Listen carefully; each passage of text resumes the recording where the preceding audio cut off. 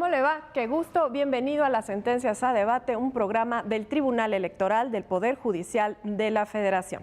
Yo soy Lucy Farías, lo invito a que se quede con nosotros. Hoy le ofrecemos el caso Competencia para conocer denuncias sobre promoción personalizada de servidores públicos.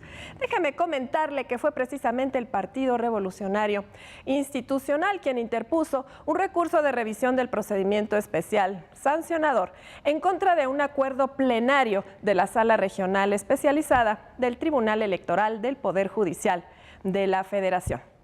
El asunto era conocer sobre una supuesta promoción personalizada de una diputada perredista en Tabasco, que había colocado pendones alusivos a su segundo informe de labores fuera del término permitido. Si usted quiere saber cómo resolvió la Sala Superior del Tribunal Electoral, pues quédese con nosotros. Hoy con Pedro Lara y Malo lo acompaña Gustavo Loret de Mola, director ejecutivo de Métrica Pública, y también estará con él Arturo Espinosa Silis, quien es secretario de Estudio y Cuenta del magistrado Salvador Nava Gomar. Soy Lucy Farías, lo invito a que se quede con nosotros.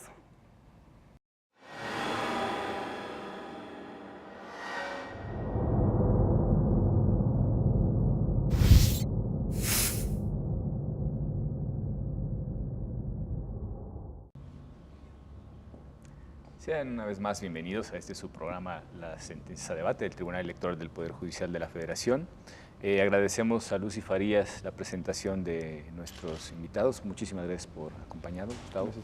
Bienvenido, Arturo. En esta ocasión vamos a hablar sobre el recurso de revisión del procedimiento especial sancionador número 63 de este año 2015, relativo a la denuncia que se presentó en contra de una diputada federal por el Estado de Tabasco, es Claudia Bojorquez, si no me equivoco. Así es. Y se le imputaban transgresiones a lo que señala el artículo 134 de la Constitución. Si nos puedes poner un poco en antecedentes, Arturo.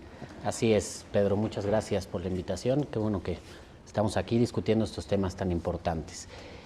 El asunto es uno más de los muchos que ha conocido la Sala sobre violaciones al artículo 134 constitucional relativo a la promoción personalizada de los servidores públicos. El contexto es, la diputada federal realiza la difusión de su informe de labores en el marco de, en el estado de Tabasco, de donde ella es diputada, y en este sentido la denuncia el Partido Revolucionario Institucional porque dice que ese informe de labores, esa publicidad con motivo del informe de labores, se excedió y constituyó promoción personalizada. Concretamente habla de unas mamparas y unos pendones que estuvieron más tiempo del permitido. Recordemos que el artículo 134 constitucional establece que los servidores públicos deben de ser imparciales en el manejo de recursos públicos y que la propaganda gubernamental no debe de contener ni nombre ni imágenes de los servidores públicos. Esto bajo este principio de imparcialidad.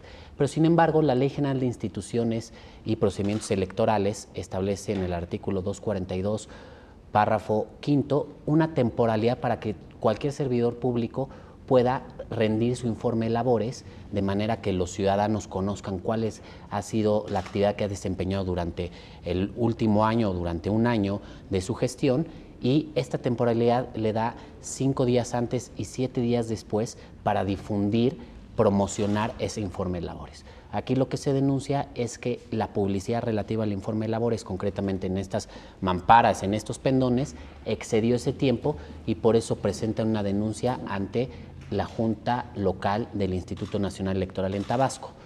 Lo que hace la Junta Local, recibe la denuncia, hace el trámite de la misma, digamos las diligencias de investigación, y lo manda a la Sala Regional Especializada.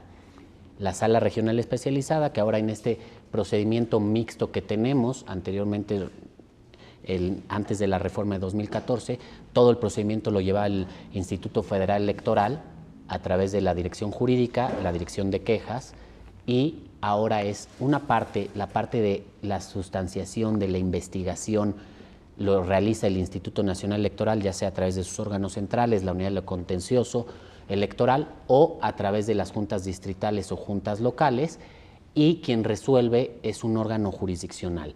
Esto es la Sala Regional Especializada de este Tribunal Electoral. Lo que dice la Sala Regional Especializada es que ellos son incompetentes para conocer el asunto porque le corresponde al tribunal local, en este caso al instituto local, tramitar la denuncia, realizar la investigación y al tribunal local resolver el procedimiento sancionador que se haya iniciado con motivo de esta denuncia. Claro, digamos, resuelve que queda en el ámbito de lo local la resolución de este tipo de denuncias. Gustavo, bienvenido, muchas gracias, Pedro, por acompañarnos. Estamos frente a una cuestión, una regulación constitucional cuyo objeto de protección finalmente es la equidad en la contienda, pero también el uso de los recursos públicos. Entiendo que, bueno, pues los informes son una obligación que tenemos que ponderar, y es ahí donde viene la dificultad de encontrar ese equilibrio entre la obligación de los servidores públicos de informar de sus actividades, pues en este caso a sus votantes en el estado de Tabasco, como es el caso de la diputada Bojorquez, y luego está pues el hecho de que no se abuse, digamos, de esa obligación, valga la pena decirlo así, sí, de tal forma que ni se utilicen recursos públicos para un fin ilegítimo, ni tampoco se pueda vulnerar la equidad. Esto ya venía pues desde el año 2007, por lo menos, con las reformas de ese año, se hicieron algunas modificaciones a 134, pero ahora ¿tú crees que la nueva legislación realmente pues es favorable, digamos, a establecer esos límites, o cada vez hay como más complicaciones para establecer dónde están los límites entre una cosa y la otra? Creo que lo que mencionas es crucial, Pedro, porque si tomamos todos los artículos del anterior COFIPE y los comparamos con los artículos del EJIPE, que vino a reemplazar, y de otra ley relacionada con partidos políticos que también viene a reemplazar al COFIPE, aumentaron en 50% el número de artículos. Eso nos habla de que definitivamente estamos en un entorno normativo mucho más complejo, lo cual podría suponer que hay más reglas y por lo tanto se pueden aplicar con mayor claridad y por lo tanto se pueden sancionar las conductas ilegales con mayor eficacia, pero desafortunadamente no es así, porque hay varias lagunas legales. Y en el caso particular que nos atañe en Tabasco, en mi opinión, la principal laguna tiene que ver con el párrafo octavo, el famoso párrafo octavo del artículo 134 constitucional, que no se ha reglamentado, pese a que es una orden de la Constitución que se mandata desde 2007, data de 2007, y no se ha reglamentado. ¿Por qué?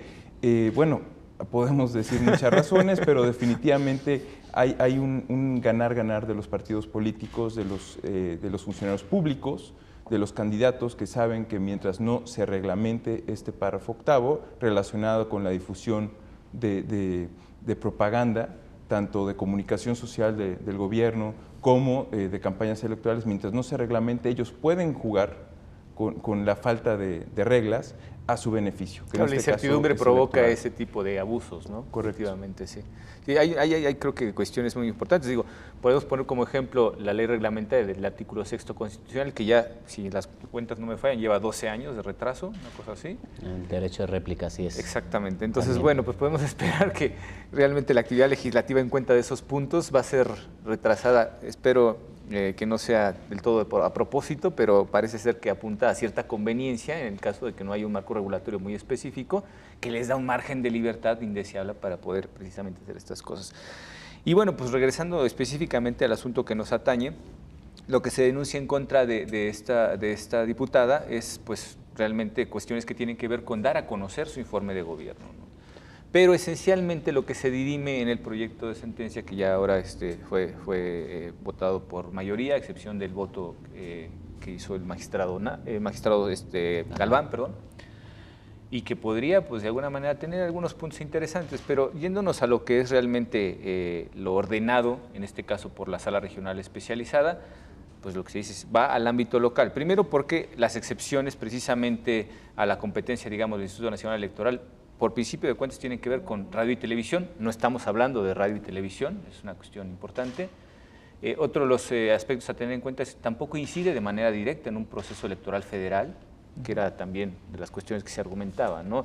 Porque claro, la equidad puede romperse en el caso de que hubiera un proceso de reelección de diputados federales, en el que estuviera, por ejemplo, pues incluida esta diputada, cosa que no es así, porque tenemos que esto se va hasta 2018. Correcto.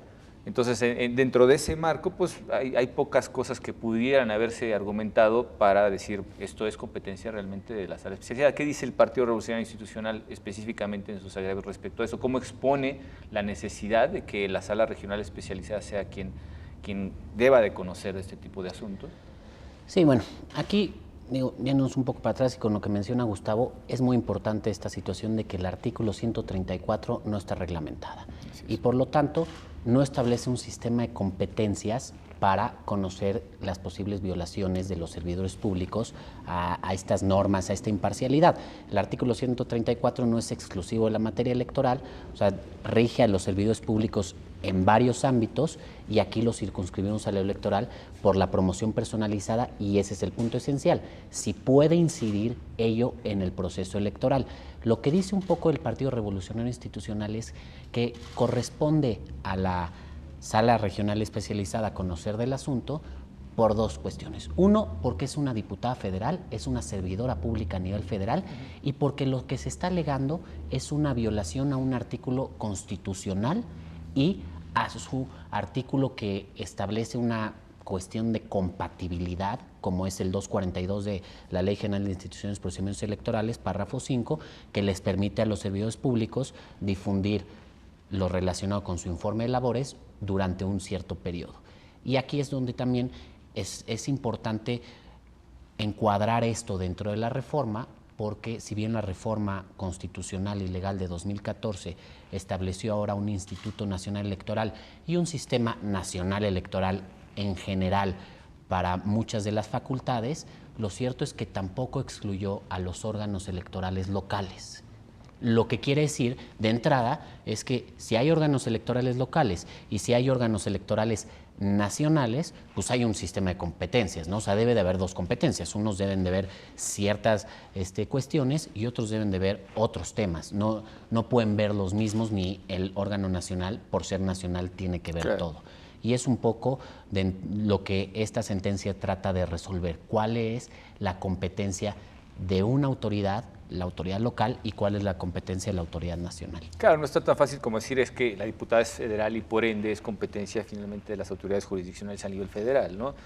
Y bueno, efectivamente, y como bien decía Gustavo, la poca definición que hay al faltar la ley reglamentaria del párrafo octavo del artículo 134 de la Constitución, implica precisamente que estas interpretaciones se den de una manera, digamos, más libre. Y también la tarea que tiene el tribunal es crear finalmente pues algo de certeza respecto de cuáles son las competencias que se tienen que dirimir entre las diferentes autoridades, tanto de nivel local como de nivel federal, ¿no? Las cuestiones aquí, al final de cuentas, que creo que hubieran podido clarificar la competencia, pues hubiera sido que dicha promoción se hubiera denunciado pues por difusión en radio y televisión. Eso hubiera quedado quizá mucho más claro, pero al tratarse de pendones o de banderolas o este tipo de materiales que incluso ni siquiera están del todo regulados en el sentido más estricto, los tiempos, recuerdo perfectamente en el proceso electoral de 2012, ¿no? Los tiempos de retirar toda esa propaganda que llena las calles de manera casi festiva, pues no están del todo claros en el sentido de que pues, sí se ordena y luego la empresa no cumple, etcétera, etcétera, ¿no? Es, digamos, complejo por lo menos implementarlo en términos materiales, en la práctica. ¿Cuál fue tu opinión en general sobre los argumentos del Partido Revolucionario Institucional en contra de esta diputada del PRD? La verdad que para mí se reduce el argumento a la definición de rendición de cuentas. ¿Por qué? Porque el artículo 242 del EJIPE especifica que, de la manera en que lo entiendo, uno puede difundir sus labores como diputado porque es parte de un ejercicio de rendición de cuentas que todo servidor público tiene que realizar. Sin embargo, yo me pregunto, y le pregunto a esta diputada, si efectivamente la rendición de cuentas se realiza con pendones en las calles. Yo en lo personal creo que no. Yo creo que eso no es un ejercicio de rendición de cuentas. Eso puede ser un ejercicio de difusión de un informe donde presuntamente se va a realizar un ejercicio de rendición de cuentas. Pero los pendones por sí mismos no son rendición de cuentas. Entonces, el argumento del Partido Revolucionario Institucional en ese sentido a mí me parece interesante, porque más allá de las intenciones estratégicas que siempre pueden tener este tipo de litigios, definitivamente llegan al punto crucial, ¿no? Que es que estos informes de labores deben de ser un ejercicio de rendición de cuentas y desafortunadamente lo que vemos en todo el país es que no lo son, por este vacío legal del que estamos hablando, que no se reglamenta el párrafo octavo del artículo 134 constitucional, estos informes de labores se están convirtiendo en ejercicios de promoción personal con miras a candidaturas y otros puestos. Efectivamente, de hecho creo que has tocado un tema medular que desafortunadamente por no contar con un marco legal perfectamente definido, pues ha hasta cierto punto limitado las acciones de este tribunal, porque lo que se busca al final de cuentas es tanto que se proteja la equidad y el uso de recursos públicos, como que el funcionario cumpla con la obligación de informar. Y efectivamente el informar no, desde mi punto de vista, no es coincidente con el hecho de colgar pendones, simplemente, ¿no? Hay que decirle a la ciudadanía qué es lo que se está haciendo.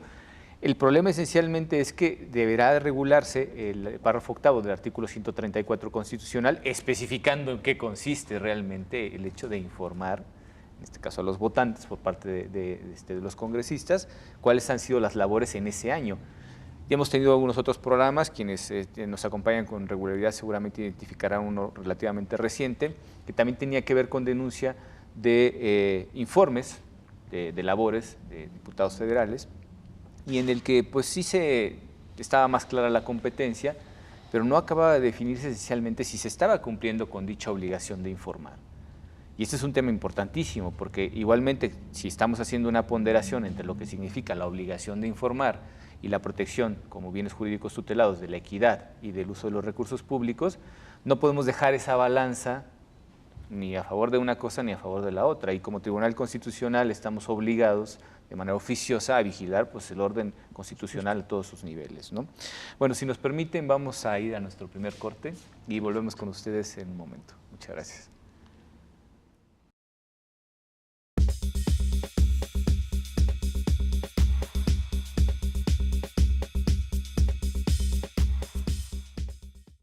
La democracia es cuestión de todos los días y de todos los ciudadanos, de grandes y pequeñas decisiones. En el Tribunal Electoral trabajamos para que tu voz sea respetada. Resolvemos a favor de la igualdad política entre mujeres y hombres. Defendemos las decisiones que toman con autonomía los pueblos y comunidades indígenas. Nuestras sentencias garantizan el respeto a tus derechos político-electorales, consolidan nuestra democracia. Tribunal Electoral del Poder Judicial de la Federación. Tú tomas la decisión. Nosotros la protegemos.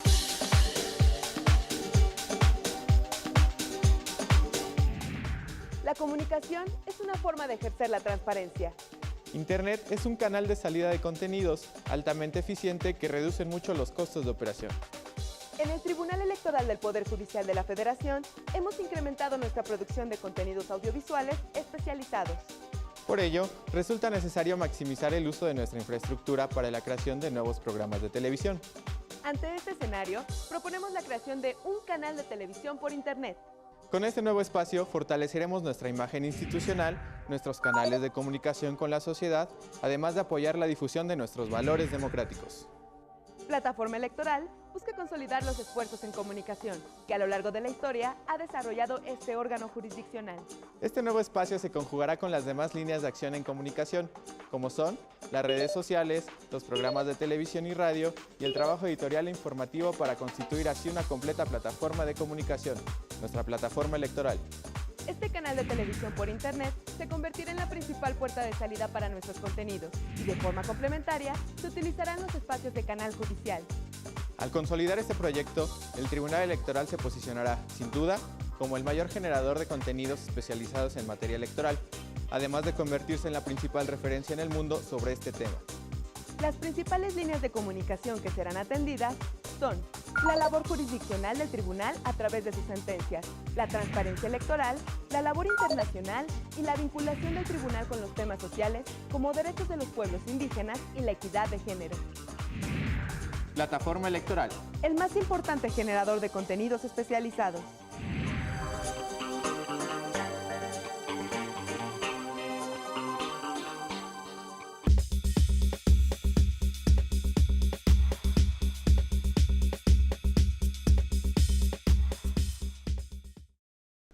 Bueno, pues la charla en torno a este recurso de revisión de procedimientos especiales sancionador número 63 está realmente poniendo muy interesante. Y decíamos una cuestión que es creo que fundamental para resaltar a nuestro público fuera de cámaras. Decíamos que ese marco regulatorio que en realidad debería ser pues, una ley reglamentaria del párrafo 8º del artículo 134 constitucional, tendría que llegar a la especificidad incluso de señalar cuáles son esos requisitos que se deben de cumplir para efectivamente informar a la población en general, a los votantes en este caso de una diputada federal por el estado de Tabasco, qué ingredientes tendría que tener la receta de ese informe de labores para poder cumplir con las obligaciones que la ley y la Constitución imputan a estos servidores públicos. Y ese es el problema, ¿no? Básicamente decíamos, un tribunal constitucional necesita un marco legal que respalde pues, las resoluciones que emite, los criterios que adopta y en general todas esas acciones que pues, debe ser como garante precisamente de la propia Constitución y de las leyes. Al no tener una regulación específica, bueno, pues tenemos que ver simple y llanamente si había una conexión, digamos, entre esa supuesta propaganda que denunciaba el Partido Revolucionario Institucional y la obligación de la diputada perredista de informar a sus votantes, ¿no? Esa ponderación me supongo que debe ser la complicación más álgida, digamos, de la labor jurisdiccional en estos casos. Claro, uno de los problemas de que no haya una regulación es que a través de los precedentes de las sentencias se tiene que ir construyendo el marco normativo, pero no es un marco normativo legal, es un marco normativo jurisprudencial. Entonces, esa es la primera distinción. Ahora, aquí sí entramos a la cuestión de ¿es rendición de cuentas o no es rendición de cuentas en cuanto al contenido? Me parece que a falta de marco regulativo sería un poco ambiguo, pues habría que ver qué entendemos por rendición de cuentas. Y muy probablemente no todo mundo entienda el mismo concepto por rendición de cuentas. Sí. En este sentido, lo que ha hecho el tribunal a través de esta construcción jurisprudencial es ir definiendo ciertos parámetros para la rendición de cuentas.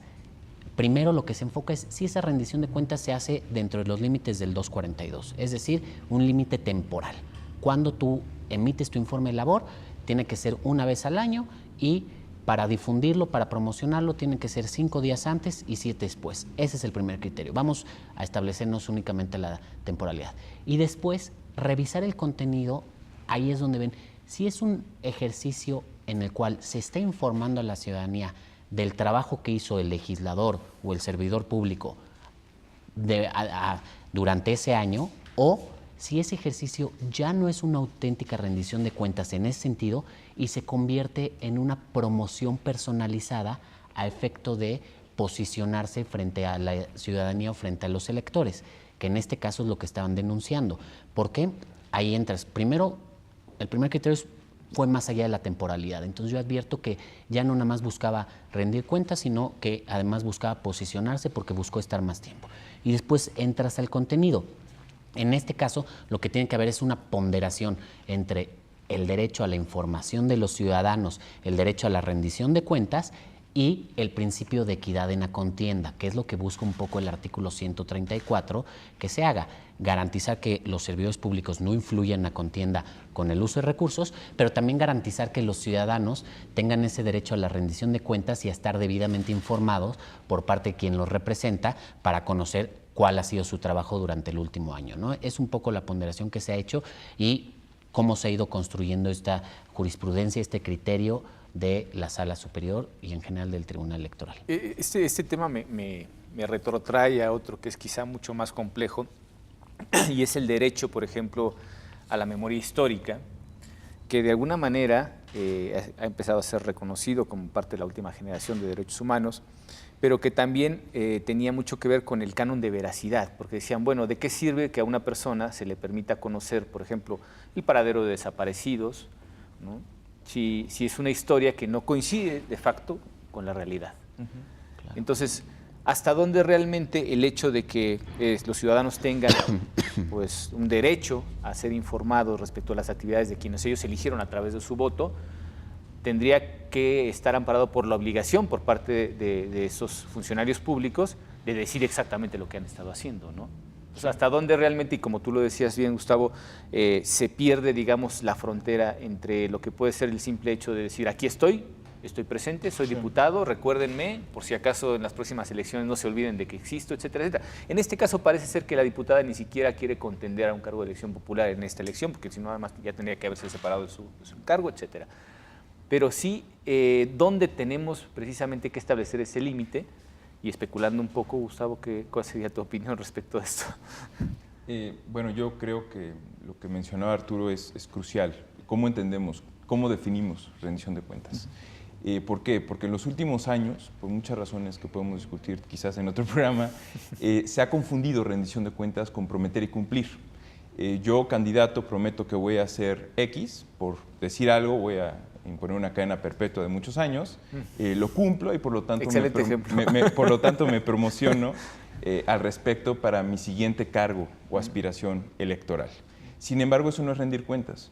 Rendir cuentas inclusive no es solo transparentar, porque o sea, por un lado tenemos el ejercicio de prometer y cumplir, en el cual el fin, que es cumplir, puede justificar los medios, que puede ser peligroso. Otra cosa es transparentar, que es decir, aquí está los dictámenes que yo propuse, aquí están las cosas que yo hice, revísenlo.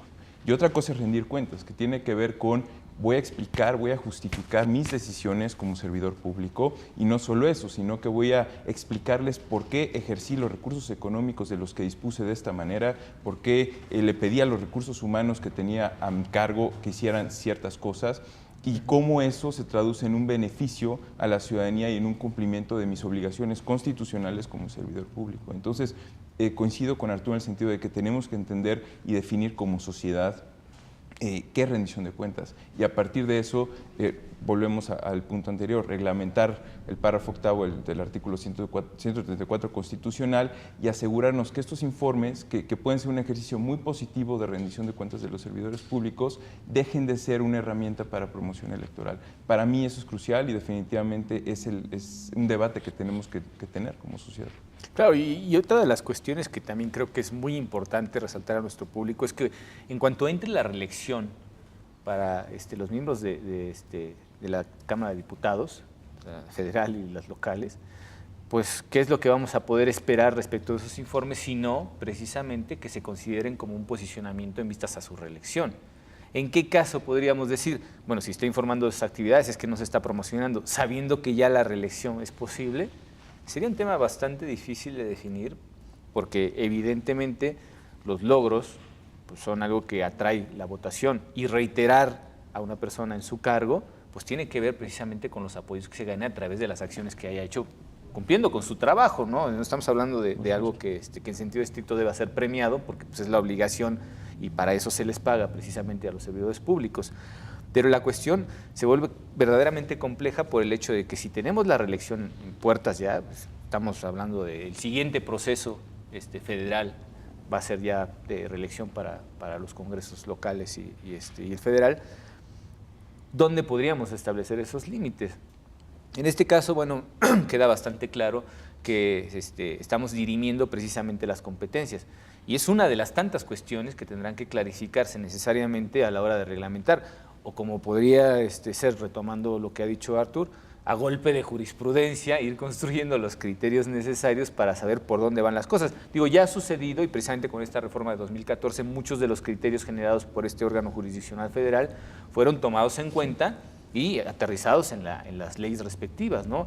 Las leyes generales, tanto la de partidos como la de procedimientos electorales, tiene mucho que ver con lo que se resolvió en este tribunal durante las integraciones pasadas y esta misma integración incluso, se presentaron informes, el libro blanco que se realizó, en fin, una serie de acciones por parte de este órgano jurisdiccional que encaminaron la labor legislativa, pues diciendo, bueno, estos son los criterios que se han ido adoptando, fue la interpretación de las leyes que nos precedieron, antes de la reforma constitucional las cosas estaban así, ahora están de esta otra manera, y son criterios orientadores que pueden también servir para que los legisladores realicen pues, su trabajo respecto a la creación de las leyes y establezcan las reformas necesarias.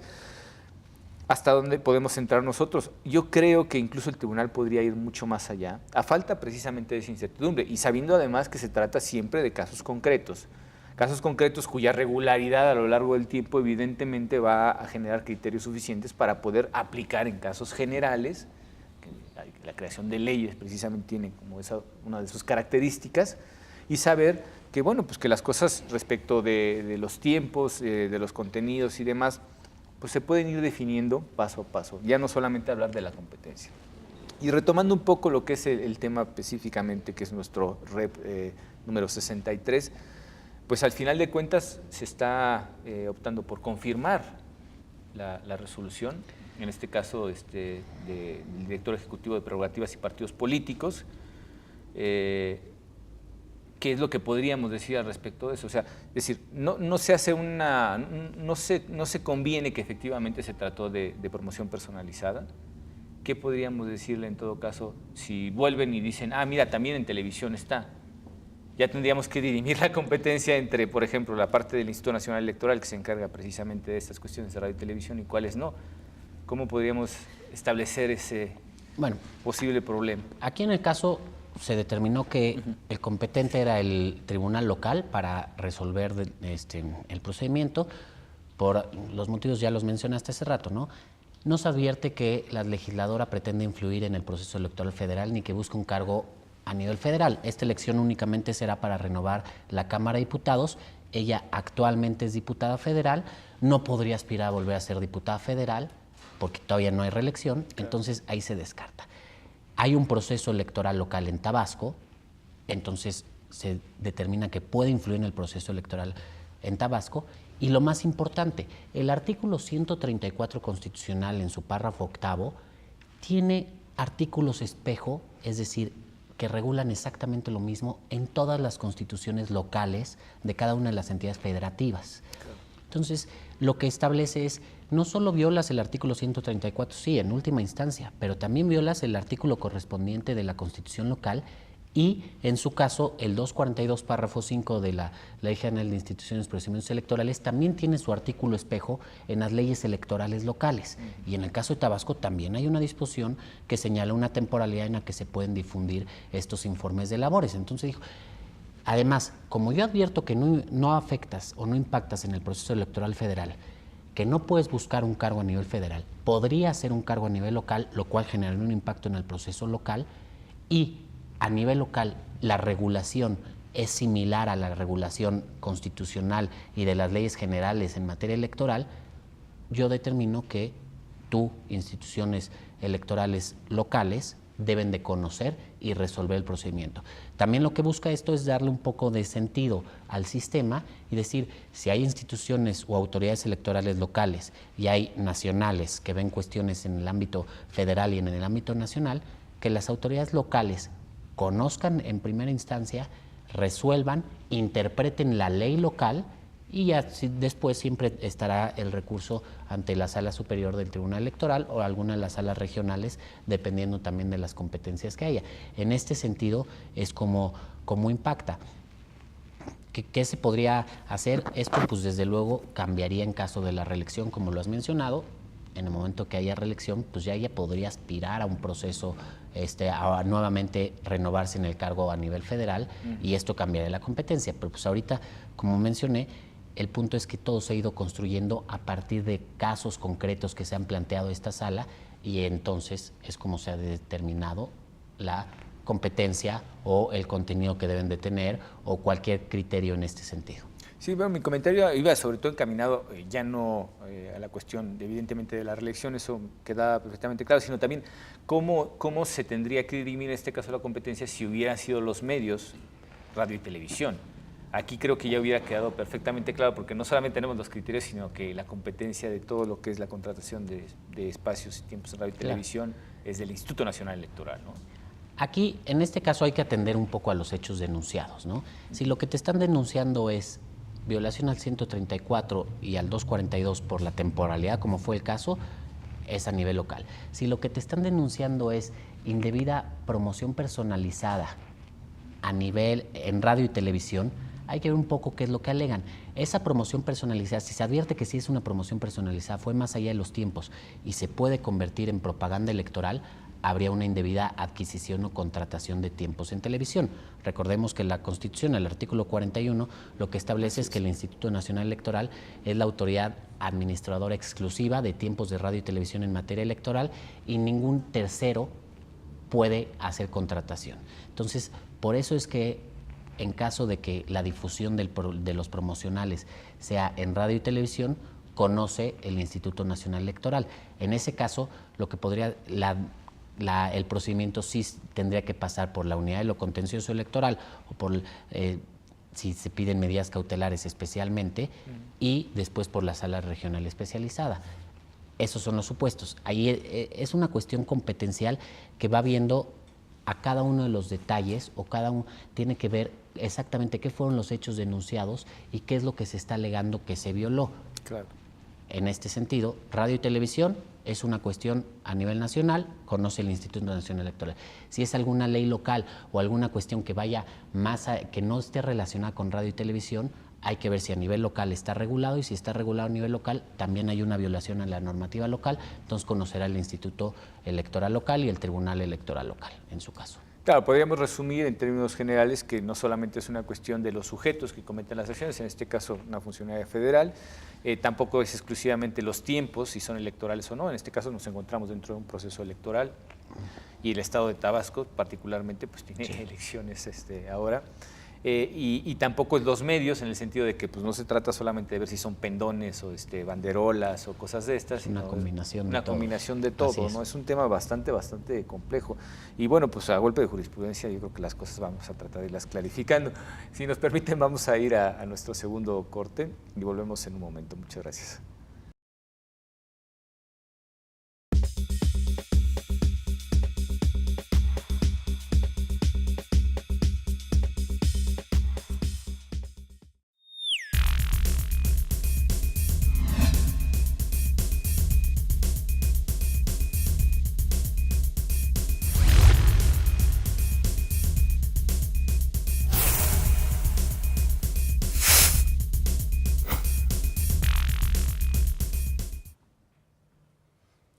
Hola, soy Rodrigo Morales.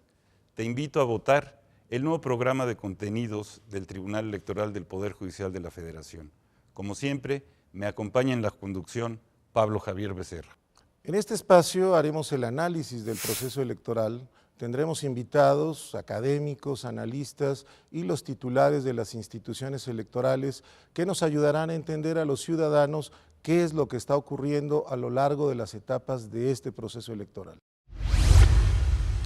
Nuestros invitados nos van a ayudar a conocer las principales novedades de la reforma electoral y explicar paso a paso todo lo que hay que hacer para ir a votar. Recuerda, solo aquí en Plataforma Electoral, el canal de televisión por internet del Tribunal Electoral del Poder Judicial de la Federación, donde tú tienes mucho que ver.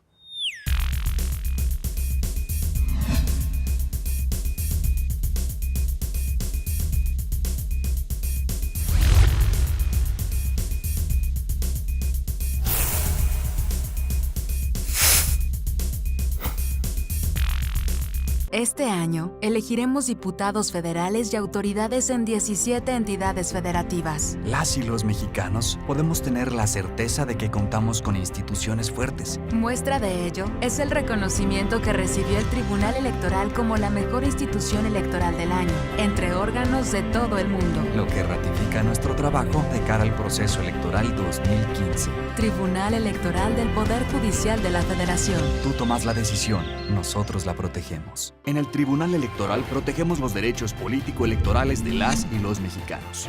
En los últimos 3 años atendimos más de 60,000 asuntos, 8 de cada 10 interpuestos por ciudadanos, y en este año resueltos en apenas 11 días. Trabajamos por la igualdad entre mujeres y hombres y por la autonomía de los pueblos y comunidades indígenas. Somos referencia para tribunales locales y extranjeros. Tribunal Electoral del Poder Judicial de la Federación. Tú tomas la decisión, nosotros la protegemos.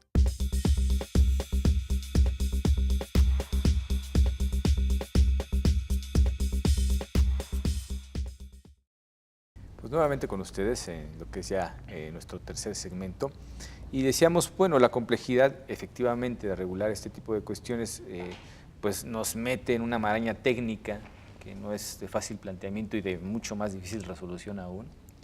Y bueno, pues ¿qué es lo que se le podría pedir en todo caso a la legislación, viendo todos los elementos que entran en juego? ¿Qué le podríamos pedir, por ejemplo, a esa legislación reglamentaria para que llegara pues, a facilitar por lo menos la claridad de los criterios que se van emitiendo jurisdiccionalmente y que ya plasmados en la ley pues dejen, digamos, poco margen a ese abuso posible, ¿no?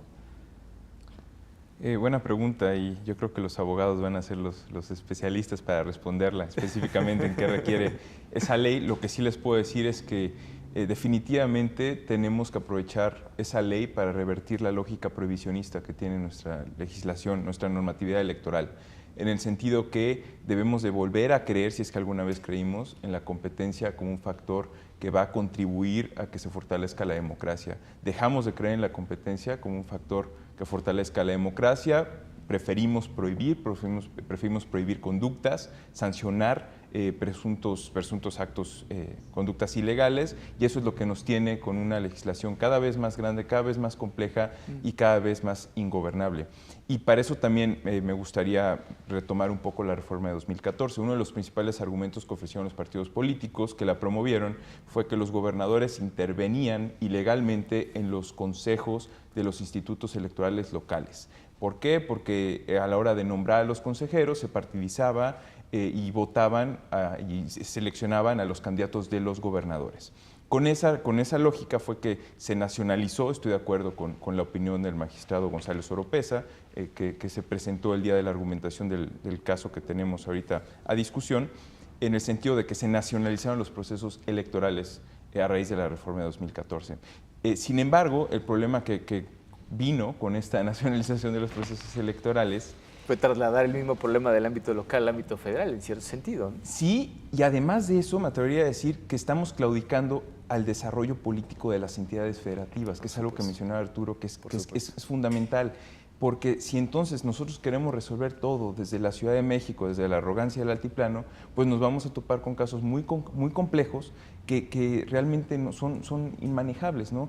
Y no solo eso, sino que me atrevería a decir que queremos resolver el problema en el ámbito local, fomentemos la competencia, de tal manera que haya partidos en los congresos que compitan y en el sistema de pesos y contrapesos local no se permita que lleguen como autoridades electorales los candidatos del gobernador, como se dice coloquialmente, ¿no? Sin embargo, eso no se puede hacer por muchas razones que ya conocemos, pero la principal es el dinero.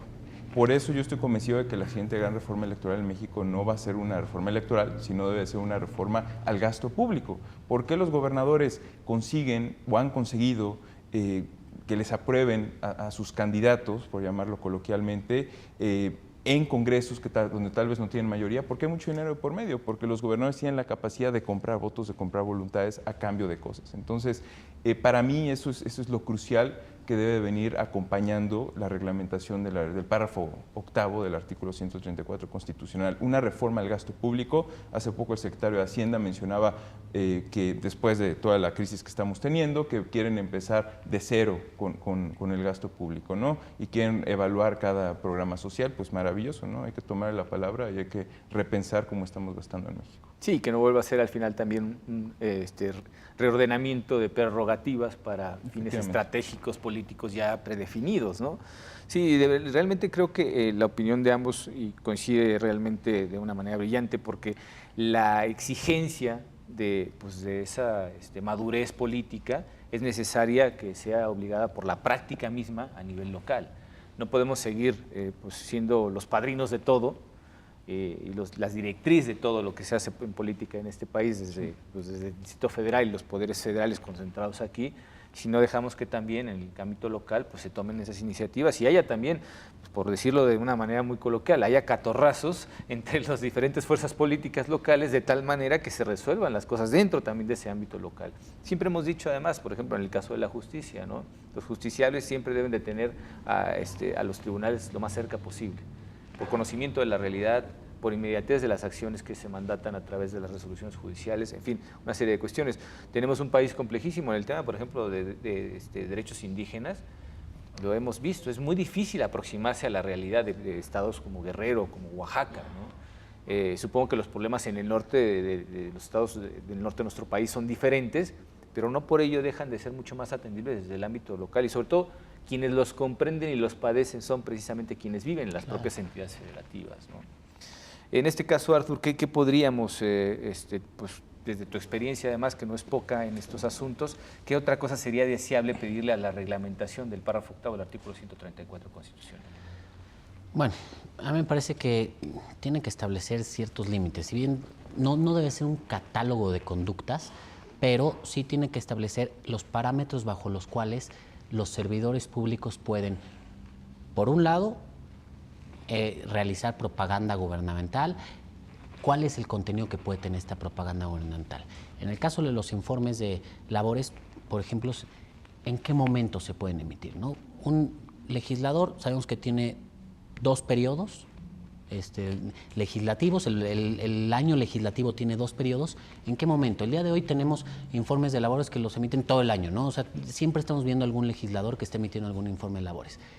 ¿Sobre qué vas a emitir tu informe de labores? Sobre la gestión del último año, sobre toda tu gestión, y ahí es donde hay que definirlo. Se emite al término del primer periodo legislativo, al término del segundo, puede ser en cualquier momento. ¿Y por qué medios? ¿Cómo lo vas a difundir? Lo que decía hace rato Gustavo es muy importante. ¿Cuál va a ser el tipo de rendición de cuentas que buscamos? Lo que queremos es que se entere toda la ciudadanía, que se enteren nada más los que están representados, los que él representa. Este es un punto que, por ejemplo, con la reelección va a ser muy importante. Hoy en día no es claro si los diputados representan a todo el país, a todos los ciudadanos del país, o únicamente a lo de su distrito. Claro. En el momento que haya reelección, ellos van a generar un vínculo más directo con sus electores en su distrito, porque ellos son los que los van a reelegir o no los van a reelegir. Ellos serán los que tienen la determinación. Entonces, esta es otra cuestión que se establece, el ámbito territorial. Nada más puedes difundirlo en tu distrito, puedes difundirlo más allá, en toda la entidad a la que perteneces, en todo el país. Creo que son... Esto sucede mucho con los gobernadores ya, que es un problema que tenemos también. Claro, que tenemos gobernadores anunciándose en todo el país. Entonces, me parece que estas son las cuestiones. Y el tema de competencias que ahorita mencionamos, que es un poco el mensaje que quiere mandar la sentencia, en el sentido de, a ver, hay un instituto local y hay un tribunal local que tienen facultad para interpretar y aplicar la ley. Ellos son quienes mejor conocen la ley electoral. Los órganos federales o nacionales, el Instituto Nacional Electoral y el Tribunal Electoral es experto en la Constitución, la conoce bien, su interpretación, su aplicación, en las leyes generales en materia electoral y desde luego conocen las leyes locales, pero los que la tienen más directamente para su aplicación son los órganos locales, las autoridades electorales locales. Ellos son quienes las deben de aplicar. En este sentido, también el artículo 134 tiene que prever no solo respecto a los servidores públicos federales, sino también cuál va a ser la competencia respecto a los servidores públicos locales. Cada estado va a emitir su propia reglamentación, va a ser una reglamentación general. Me parece que son muchos puntos, muchas las aristas que tiene este tema para irlo regulando y, como te decía, no nada más pega o no nada más incide en la materia electoral, incide en materias administrativas, incide ahora que se está discutiendo, incide en materias con cuestiones de corrupción, con cuestiones de transparencia y acceso a la información pública, incide en muchas otras materias, que es lo que esta ley debería de definir en el momento en el que se llegue a emitir. Claro, tan es así que no solamente el tratamiento pues, de los conflictos de naturaleza jurisdiccional, sino en general pues incluso las sanciones que pudieran ser derivadas de las transgresiones al uso de recursos públicos para promover la imagen propia, ¿no? ¿A quién corresponde realmente? En el caso de los estados, bueno, pues normalmente se da vista a los congresos, claro, para que ellos sean pues, quienes determinen lo conducente. Es difícil realmente establecer el sistema no solo de competencia, sino también el sistema sancionatorio, porque lo primero que hay que hacer es definir hacia dónde va cada una de las conductas y cuáles son las normas que deben finalmente de contemplar la no transgresión de determinados límites. En el caso pues, de la equidad de la contienda creo que es bastante difícil de establecer hasta dónde realmente se influye, si hay procesos electorales en puerta, en fin. Ya por último, tu opinión general sobre lo que fue la resolución, ¿qué impresión te dio la forma de resolver? Al final de cuentas, bueno, pues están confirmando el acuerdo que emitió el órgano administrativo, bueno, en este caso, perdón, la sala especializada, e enviándolo a competencia de un tribunal local y un órgano administrativo local.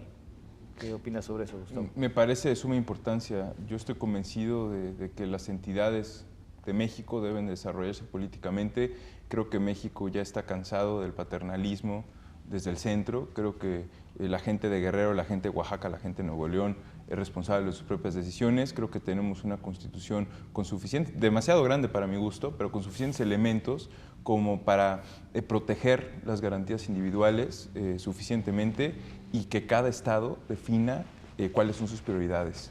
La Constitución yo la entiendo como que debería de ser el marco mínimo, el común denominador a partir del cual cada entidad debe desarrollarse y atendiendo las diferencias de cada entidad. En ese sentido me parece de suma importancia que esta sentencia llame a los órganos locales, al tribunal local, al Instituto Electoral local, bueno, al OPLE local, a que asuma la responsabilidad de las leyes que tiene que proteger. Eso también me parece elemental. Entonces, en ese sentido, me parece una muy buena sentencia. Claro, creo que además en la sentencia se decía, ¿no? Al final de cuentas, si la legislación del propio Estado de Tabasco ya contempla la posibilidad de sancionar conductas violatorias al artículo 134, pues creo que está más que claro que están asumiendo efectivamente, por lo menos a nivel legislativo, el hecho de que esos casos pueden ser tratados dentro del ámbito local.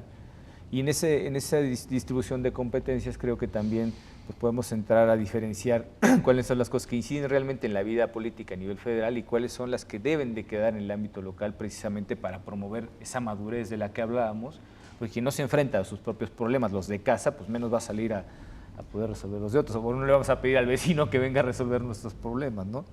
Cuando además ese centralismo ha sido siempre acusado, vemos los efectos también en la Ciudad de México, ¿no? El hecho de que esté todo concentrado aquí, bueno, pues sabemos la cantidad de problemas que ha ido trayendo, la ciudad no deja de crecer, en fin. Claro. Los daños colaterales son graves. Son muchos.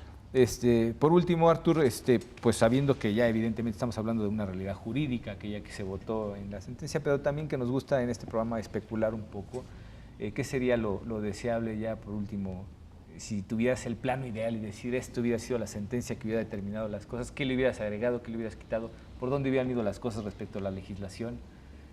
A mí me parece que la sentencia es buena, es una sentencia breve, me parece que eso se agradece mucho, por cierto. Es una sentencia breve y concreta, ¿no? Tratamos de ir directamente a cuál es el punto a resolver, era una cuestión competencial, no nos metemos a la cuestión de fondo, si es promoción personalizada o no, simplemente a quién le corresponde la competencia. Claro. Digo, lo ideal hubiera sido que saliera por unanimidad, pero es parte de un órgano colegiado, que haya disenso, que haya diferentes posturas, diferentes opiniones, pero me parece que lo importante de la sentencia es que ante un tema al cual carece de regulación y frente a una reforma electoral nueva que replanteó todo el sistema electoral y las competencias dentro del sistema electoral entre la autoridad nacional y las autoridades locales, lo que busca la sentencia es dar claridad de, al menos en materia de promoción personalizada de informes de labores, cuáles van a ser las competencias. Yo creo que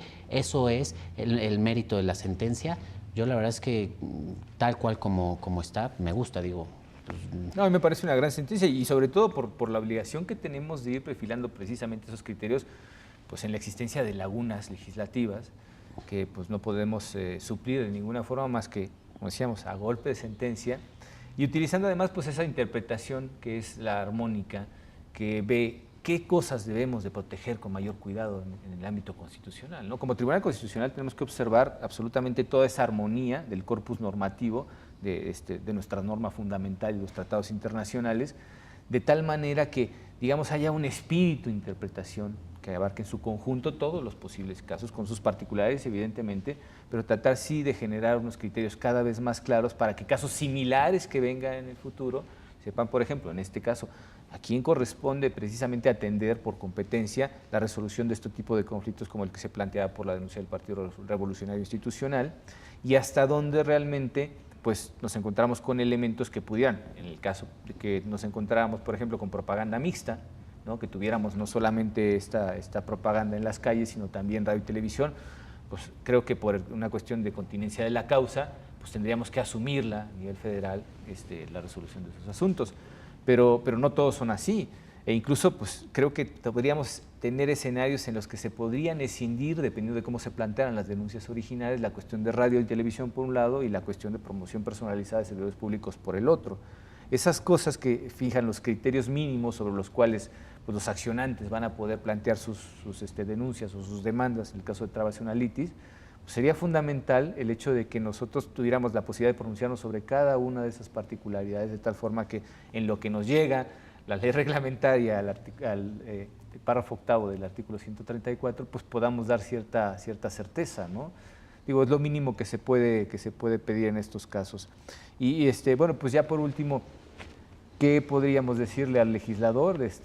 Evidentemente, pues sabemos que hay una separación de poderes, pero también existe lo que es el control de poderes, y Montesquieu no se equivocaba, ¿no? No se trata de una separación absoluta, sino tratar de encontrar el equilibrio entre poderes. Y desde el punto de vista de un órgano jurisdiccional lo hacemos a través de las sentencias, pero también expertos como tú, Gustavo, pues nos pueden dar su opinión al legislador respecto de la cuestión. ¿Qué tan perentorio es el hecho de regular esta cuestión? Estamos ya en un proceso electoral, difícilmente van a poder ser aplicables las cuestiones que se regulen, pero en vistas, particularmente, y lo decíamos, a 2018, pues tenemos ya la reelección, vamos a tener un escenario de confluencia de elecciones locales y tenemos la elección federal que renueva el Ejecutivo también. En fin, ¿cuál sería la recomendación para legislar sobre ese párrafo octavo del artículo 134? En realidad yo diría que son dos recomendaciones. El sistema electoral mexicano tiene varios mitos fundacionales, uno de ellos es el de la equidad. Yo creo que ya pasó a ser mito fundacional. Creo que los legisladores deben empezar a hablar de igualdad en la competencia, no tanto de equidad, y cambiar la lógica prohibicionista por una lógica que fomente la competencia electoral, para que la información fluya a la ciudadanía, para que los servidores públicos tengan que rendir cuentas y para que el beneficiario de todo esto sea el votante. Así de elemental. Y la segunda recomendación es lo relacionado con el gasto público. Desafortunadamente, los poderes legislativos en México, no solo el federal, sino también los locales, me atrevería a decir que todos, el sistema de pesos y contrapesos está roto. De tal manera que los congresos faltan a su tarea de revisar el gasto del Ejecutivo, de revisar los presupuestos de egresos, de fiscalizar básicamente el actuar del Ejecutivo y de los diferentes órganos y entidades de la administración pública de las entidades y federal. Mi invitación en ese sentido a los legisladores es momento de que sirvan como contrapeso de los demás poderes, es momento de que fiscalicen el gasto, es momento de que la siguiente gran reforma electoral no sea una reforma electoral en sí, sino más bien sea una reforma al gasto público, porque dicen que la historia la escriben los ganadores. Bueno, las reformas electorales en México las han escrito los perdedores y ese es el problema de muchas cosas. Es muy cierto, es muy cierto. Bueno, pues les agradecemos muchísimo, Arturo, muchas gracias. Pedro, gracias. Gustavo, muchas gracias. Muchas gracias por la invitación. Y como siempre, pues los invitamos a nuestra próxima emisión de Sentencias a Debate. Muchas gracias, hasta pronto.